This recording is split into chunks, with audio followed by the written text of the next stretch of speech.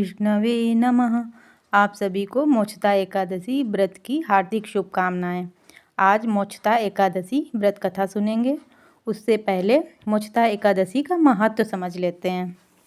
एक बार धर्मराज युधिष्ठिर कहने लगे, हे भगवान, मैंने मार्गशीर्ष कृष्ण पक्ष एकादशी अर्थात उत्पन्ना एकादशी का विस्तार पूर्वक वर्णन सुना है।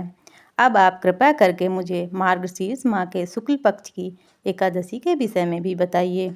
इस एकादशी का क्या नाम है तथा इसके व्रत का क्या विधान है, इसकी विधि क्या है, इसका व्रत करने से किस फल की प्राप्ति होती है, कृपया कर यह सब विधान पूर्वक मुझे कहिए।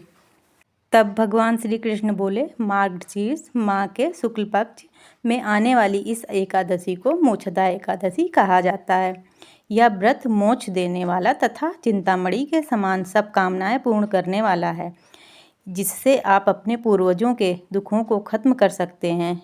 चलिए अब मोक्षदा एकादशी व्रत कथा सुनते हैं।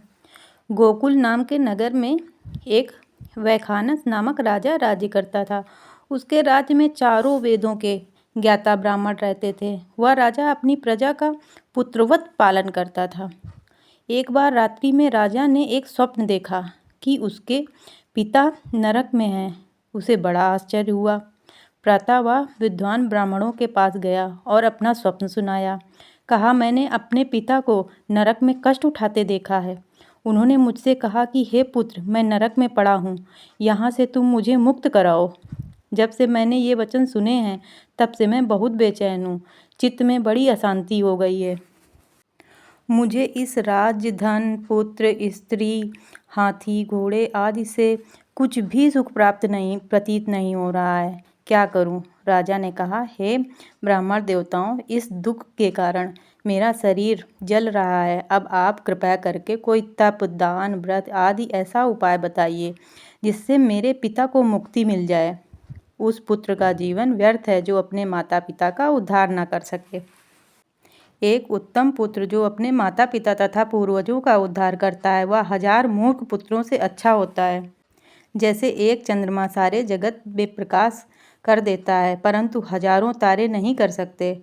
ब्राह्मणों ने कहा, हे राजन, यहाँ पास ही भूत, भविष्य, वर्तमान के ज्ञाता पर्वत ऋषि का आश्रम है। आपकी समस्या का हल वहाँ जरूर मिलेगा। आपकी समस्या का हल वो जरूर करेंगे। ऐसा सुनकर राजा मुनि के आश्रम पर गया। उस आश्रम में अनेक शांत चित्त योगी और मुनि तपस्या कर रहे थे। उस समय उसी जगह पर्वत मुनि बैठे हुए थे। राजा ने मुनि को साष्टांग दंडवत किया। मुनि ने राजा से सांगापांग कुशल पूछी। राजा ने कहा कि हे महाराज, आपकी कृपा से मेरे राज्य में सब कुछ कुशल मंगल है, लेकिन अकस्मात मेरे चित्त में अत्यंत अशांति होने लगी है। ऐसा सुनकर पर्वत मुनि ने आंखें बंद की और भूत विचारने लगे। फिर बोले, हे राजन, मैंने योग के बल से तुम्हारे पिता के कुकर्मों को जान लिया है। उन्होंने पूर्व जन्म में कामातुर होकर एक पत्नी को रतिदान दी, किंतु सौत के कहने पर दूसरी पत्नी को ऋतुदान मांगने पर भी नहीं दिया। उसी पाप कर्म के कारण तुम्हारे पिता को नरक में जाना पड़ा।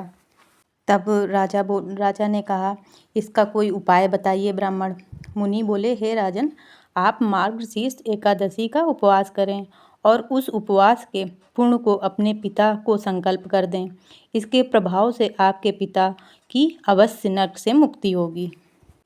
मुनि के ये वचन सुनकर राजा महल में आया और मुनि के कहने अनुसार कुटुंब सहित मोक्षदा एकादशी का व्रत किया। इसके उपवास का पुण्य उसने अपने पिता को अर्पण कर दिया। इसके प्रभाव से उसके पिता को मुक्ति मिल गई और स्वर्ग में जाते हुए वह पुत्र से कहने लगे, हे पुत्र, तेरा कल्याण हो। यह कहकर वह स्वर्ग चले गए।